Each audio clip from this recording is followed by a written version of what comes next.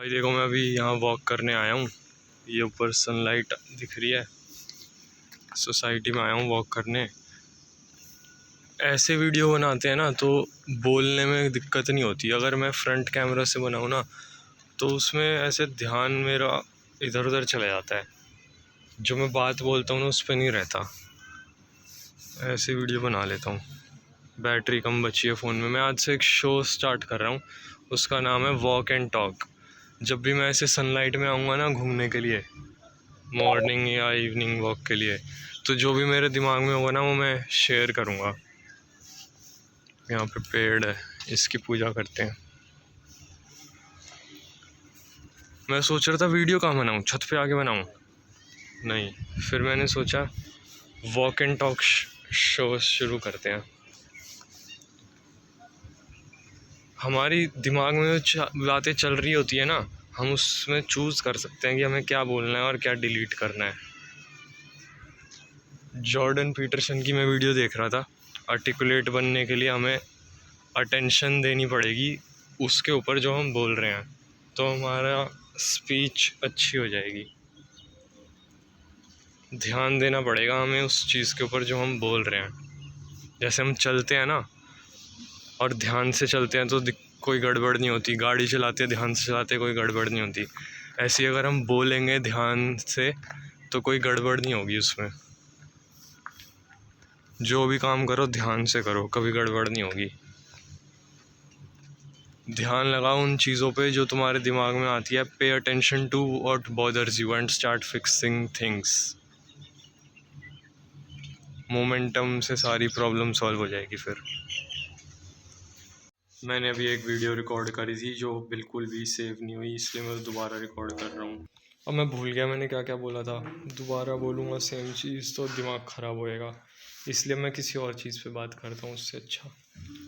कुछ प्रिंसिपल्स हैं जो हमें सक्सेसफुल बना देते हैं, जैसे सनलाइट में जाना,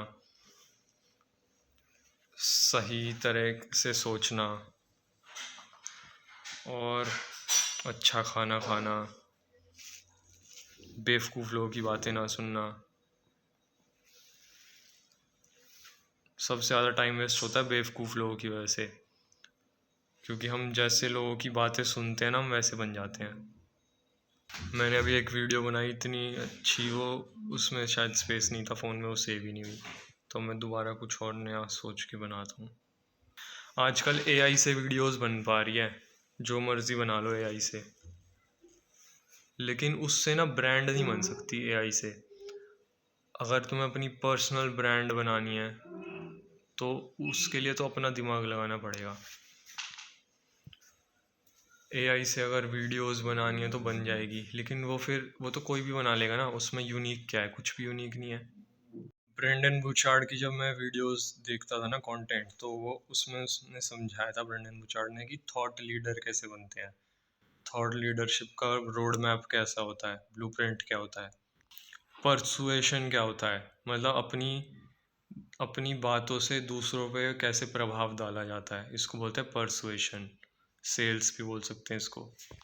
परसुएशन का सबसे इम्पोर्टेंट चीज़ होती है स्कारसिटी प्रिंसिपल। बहुत सारे ट्रिगर्स होते हैं परसुएशन के, उसमें से एक होता है स्कारसिटी। मतलब जिस चीज़ की जितनी कम अवेलेबिलिटी रहेगी ना उसकी उतनी ज़्यादा वैल्यू रहेगी। और कोई चीज़ बहुत ज़्यादा है तो उसकी कोई वैल्यू नहीं करता। मैं बिज़नेस स्टडीज़ की पढ़ाई कर रहा था ना स्कूल में, उस टाइम पे उसमें एक टॉपिक था प्रिंसिपल्स ऑफ मैनेजमेंट, कि क्या क्या इंडस्ट्रियल रेवोल्यूशन से आया था ये, यूरोप में या फ्रांस में शायद। तो वहाँ पे जितने भी प्रिंसिपल्स बनाए थे मैनेजमेंट के, वो आज भी लीडरशिप में यूज़ करते हैं ऑर्गेनाइजेशन को चलाने के लिए, ऑर्गेनाइजेशनल मैनेजमेंट के लिए। हम कोई काम करने आते हैं तो ज़्यादातर लोग ये सोचते हैं ना कैसे करेंगे, हाउ टू के बारे में सोचते हैं वो, और अटक जाते हैं कि कैसे करेंगे कैसे करेंगे। लेकिन हमें हाउ टू की जगह ये सोचना चाहिए वाई टू, कि हमें वो काम करना क्यों है। अगर वाई टू स्ट्रॉन्ग होएगा ना तो हाउ टू अपने आप अरेंज हो जाएगा। वीडियो मैंने रिकॉर्ड करी थी और डिलीट हो गई, उसमें से कुछ चीज़ें याद आई मेरे को जो मैं दोबारा बता देता हूँ। क्रिस्टियानो रोनाल्डो ने बोला था सबसे ज़रूरी है सक्सेसफुल बनने के लिए कंसिस्टेंसी और ऑब्सेशन ज़रूरी नहीं है, कंसिस्टेंसी। क्योंकि ऑब्सेशन से एक बार एनर्जी लग गई, फिर दोबारा लाने में बहुत टाइम लगता है। लेकिन अगर कंसिस्टेंटली एनर्जी लग रही है किसी भी काम में, तो वो आराम से चल सकता है काम। जैसे फार्मूला 1 रेस होती है, उसमें अगर वो नॉन स्टॉप चलती रहे ना कार, तो वो जल जाएगी। इसलिए उसको बीच बीच में रोक के उसके टायर रिप्लेस करते हैं, पिट स्टॉप बोलते हैं इसको, ताकि वो ना जले। इसलिए हमें कोई भी काम नॉन स्टॉप नहीं करना चाहिए, ब्रेक ले लेके करना चाहिए, ताकि वो काम अच्छा हो सके। जब मैं स्कूल में एग्ज़ाम्स के लिए पढ़ रहा था ना, बोर्ड्स के लिए, तो मेरे को एक टेक्निक पता चली थी, उसको बोलते हैं पोमोडोरो टेक्निक। मतलब 25 मिनट काम करो, फिर 5 मिनट के लिए आराम करो। तो या फिर वॉक करने चले जाओ, ब्रेक ले लो, कुछ भी। तो इससे क्या है, प्रोडक्टिविटी बढ़ जाती है। मैं इसी प्रिंसिपल को यूज़ करता हूँ हर काम में सक्सेसफुल बनने के लिए। 25 मिनट काम, 5 मिनट आराम। चौगी जब हमारा स्कूल का टाइम था ना, तो हमारे स्कूल वाले कभी बस नहीं भेजते थे सोसाइटी के अंदर। ईगो बहुत थी हमारे स्कूल वालों में। अब तो सारी स्कूल के बच्चों की आती है बस यहाँ पे सोसाइटी में। अब मैं थोड़ी देर खाना खाऊंगा, उसके बाद इस बुक को पढ़ूंगा, थिंक एंड ग्रो रिच, और इसके प्रिंसिपल्स को फॉलो करूंगा अगले 1 साल तक डेली। ओ भाई, यहाँ पे इतने सारे बच्चे खेल रहे हैं। जब भी मैं बच्चों को खेलते हुए देखता हूँ ना, तो पॉजिटिव एनर्जी जनरेट होती है माइंड में। और जब भी मैं बेवकूफ़ बड़े बच्चे ही हैं, वो भी बड़े जो हैं, बूढ़े तो नहीं बोलूँगा, मतलब जो अपने आप को ना बहुत समझदार समझते हैं लेकिन है नहीं, वो हमेशा फ्रस्ट्रेटेड रहते हैं। इंसान पैदा होता है ना, जब हम बच्चे होते हैं, तो हम सक्सेसफुली पैदा होते हैं इस दुनिया में, क्योंकि हमें खुश रहना आता है। नेचुरल स्टेट क्या है, खुशी। हम मतलब छोटे बच्चे ऐसे रोना धोना भी करते हैं, लेकिन फिर भी अपने में मस्त रहते हैं वो, उनको किसी चीज़ की ज़रूरत नहीं है खुश रहने के लिए। फिर स्कूल में जाते हैं, वहाँ पे उनका टॉर्चर होता है, घर में टॉर्चर होता है। उसके बाद उनको ऐसा दिमाग में भर दिया रहता है कि तुम्हें कुछ चाहिए भाई, और तुम्हारे पास ये नहीं है ना, ये कुछ नहीं है ना, तो तुम खुश नहीं रह सकते। दुखी रहना पड़ेगा तुम्हें, अगर तुम्हारे पास ये सामान नहीं है जो हमारे पास है, या हमसे लेना पड़ेगा तुम्हें, तो फिर तुम्हें गुलाम बनाया जाता है। Think and grow rich book पढ़ रहा हूँ, और उसके कुछ प्रिंसिपल्स हैं जिसके बारे में बात करेंगे अभी हम। सबसे मेन जो चैप्टर है ना इसका, वो है फियर। इसको कैसे ख़त्म करेंगे, फियर को समझ के। फियर क्या होता है, फॉल्स एविडेंस अपीयरिंग रियल। कुछ ऐसा साक्ष्य है, प्रमाण है, जो नकली है लेकिन हमें असली दिख रहा है। अब मैं इसको पलट देता हूँ। Introduction. A man who thought his way into partnership with Thomas Edison. Desire, starting point of all achievement. Faith, visualization and belief in attainment of desire. Auto suggestion, medium for influencing the subconscious mind. आगे बढ़ते हैं अब। Specialise knowledge. भाई focus क्यों नहीं हो रहा, focus क्यों नहीं हो रहा, फोकस क्यों नहीं हो रहा ये, अरे भाई हो जा भाई फोकस।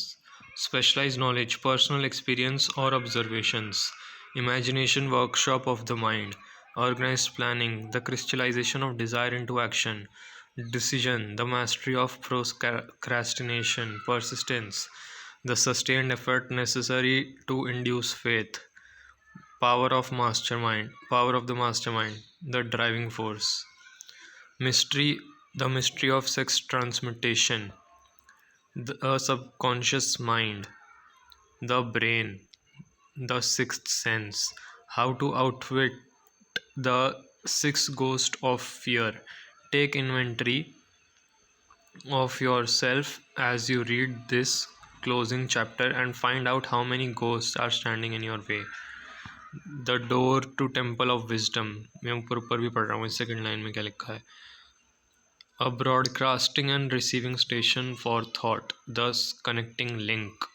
यहाँ पे क्या है, driving force, sustained effort necessary to induce faith. ये सब तो पढ़ लिया ना मैंने, कुछ कुछ चीज़ें रह गई थी जो अब पढ़ लिया। यहाँ पे देखो क्या लिखा है। Powerful enough to knock out Muhammad Ali, sports writer Jim Murray and Ken Norton use this principle of the book to knock out Muhammad Ali for the World Heavyweight Boxing Championship. Start the most important day of your life. 250 की book है. देखते हैं हम इस 250 की book से क्या दिमाग के ताले खुलते हैं. Unleash the secret to success. कुछ लोग ऐसे होते हैं जो बोलते हैं कि बुक पढ़ने से कुछ नहीं होता. वो ऐसे ही लोग होते हैं जो कोई काम धंधा नहीं करते, बस अपने माँ बाप के पैसे का घमंड दिखाते हैं दूसरों को, क्योंकि उनको खुद तो मेहनत करनी नहीं, तो दूसरों की हिम्मत तोड़ने के लिए या उनका दिमाग में कूड़ा भरने के लिए कुछ भी बकते रहते हैं जो उनके दिमाग में आता है. और ये बुक लिखी है नेपोलियन हिल ने सबसे रिचेस्ट पीपल का इंटरव्यू लेके. तो भाई जो अपने माँ बाप के पैसों पे घमंड दिखा रहा है वो, और दुनिया के जो सबसे सक्सेसफुल हो गए उनमें कुछ तो फ़र्क होगा ना, उनकी बातों में कुछ फ़र्क होगा.